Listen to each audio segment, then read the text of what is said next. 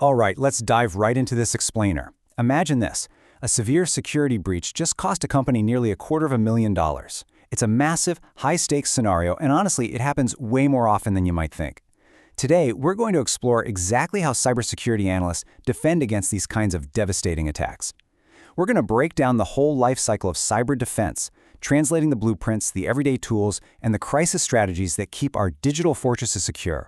To make sense of this massive cyber landscape, we're going to follow a clear roadmap. First, the security landscape. Second, frameworks and the CIA triad. Third, security audits and controls. Fourth, the analyst toolkit. And finally, responding to an active incident.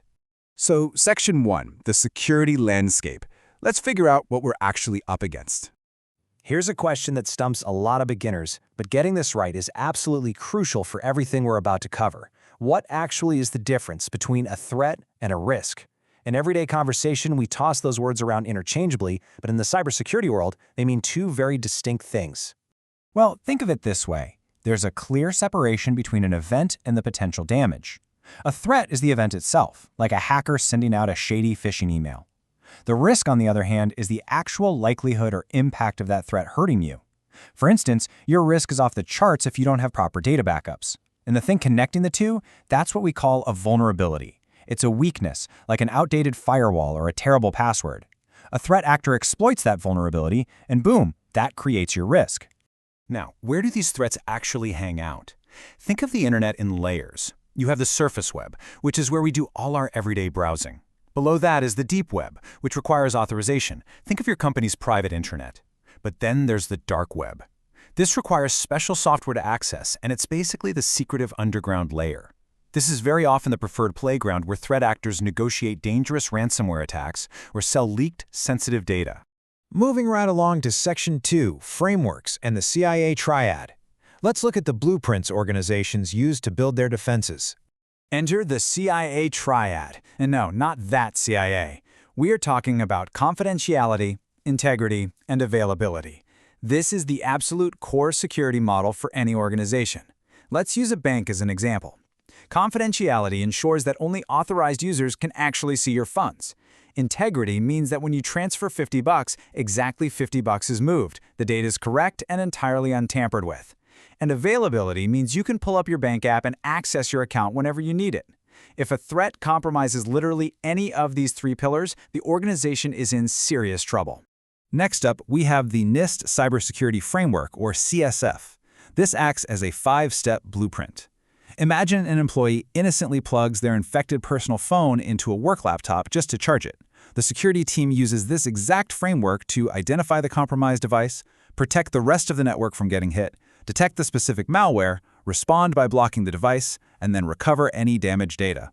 It's a continuous, reactive loop to handle active threats. Now, if the CSF handles your active right-now incidents, the NIST Risk Management Framework, or RMF, is your preventative medicine. It's a 7-part checklist used to manage security and privacy risks proactively. This is the stuff you do before a breach ever happens. You prepare, you categorize your assets by risk level, you select and implement controls, you assess them, authorize the systems, and then you continuously monitor. It is all about laying a rock-solid foundation so that if a threat does knock on your door, the actual risk is minimized. Which brings us nicely to Section 3, Security Audits and Controls. It's time to actually test those defenses. You can have all the frameworks in the world, but are they actually working? That is where internal security audits come into play. An audit is basically a reality check. You establish your scope and goals, conduct a risk assessment, check if your controls are working, assess your compliance, and communicate the results. These audits help an organization tighten up its security posture and catch massive gaps.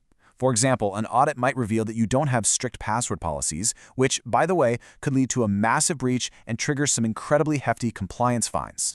When you're doing that controls assessment, you're looking for what we call defense in depth. You don't want to just rely on one lock, right? So safeguards are broken down into 3 main categories. You have administrative controls, like policies dictating who can access what.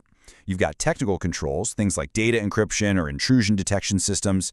And then you have physical controls, literally the cameras and heavy locks on the server room door. It ensures the organization is protected against virtual hackers and physical trespassers alike. All right, Section 4, the Analyst Toolkit. What are the pros actually using to monitor all this traffic day to day? Everything starts with logs. Logs are the raw, unedited receipts of literally every single connection, device, and password request entering or leaving a network. Firewall logs show the traffic trying to get in from the outside internet. Network logs show which devices are jumping on and off the Wi-Fi. Server logs track every login attempt. They are the foundational clues, the digital footprints required to spot a breach. But let's be real. Combing through thousands and thousands of raw logs manually? Yeah, absolutely impossible. That's why analysts use SIM tools, security information and event management. Think of a SIM kind of like a weather app. You don't read raw meteorological data to figure out if you need an umbrella, you just look at the app, which visualizes it for you. A SIM visually summarizes the whole climate of your network traffic and automates alerts so you can spot the storm, say 500 failed login attempts from halfway across the globe, before lightning actually strikes. Organizations have to choose how they want to deploy these tools. They can go with a self-hosted SIM, like Splunk Enterprise, if they really need strict physical control over highly confidential data and want to run it on their own servers. Or they can choose a cloud-hosted SIM, like Splunk Cloud or Google Chronicle. This option is totally managed by a vendor, which gives the organization massive scalability and flexibility without the headache of maintaining the physical hardware. Finally, we've reached Section 5, responding to an incident. The alarms are blaring, and we are entering crisis management. So ransomware is freezing your network, or malware is actively jumping from computer to computer. How do you actually stop it? Well, guessing is not an option.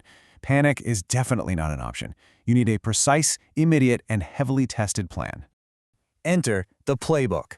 This is an analyst's absolute lifeline. A playbook is a step-by-step manual ensuring that whether you're dealing with a nasty malware outbreak or a massive denial-of-service attack, you are responding with urgency, efficiency, and complete accuracy. You don't sit around wondering what tool to use, you just execute the playbook. And there are 6 distinct phases that walk an analyst right through that crisis. Preparation happens way before the attack. Detection and analysis kick in the second that SIEM alert goes off. Next is containment, and this is a big one. It's where you might quickly yank an infected system off the network to stop the spread. Then you hit eradication and recovery, getting everything restored from a clean backup. After that comes post-incident activity and coordination to figure out what happened and make sure it never, ever happens again. To wrap up this explainer today, I want to leave you with a really powerful thought from our source material. It reminds us that despite all the advanced NIST frameworks, the dark web monitoring, and those brilliant SIM dashboards, the ultimate vulnerability and the ultimate defense lies with every single person in the organization. Security is a shared responsibility. So I'll leave you with this to think about. When you log on tomorrow, are you going to be your network's strongest physical control or its most easily exploited vulnerability?